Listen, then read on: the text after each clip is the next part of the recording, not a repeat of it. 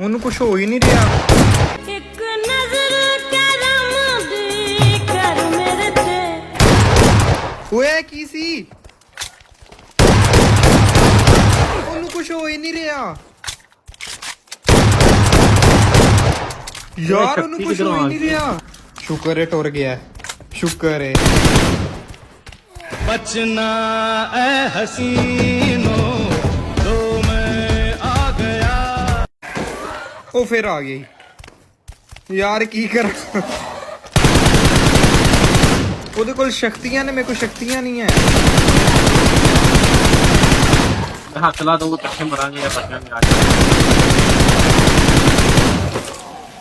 ਗਿਆ।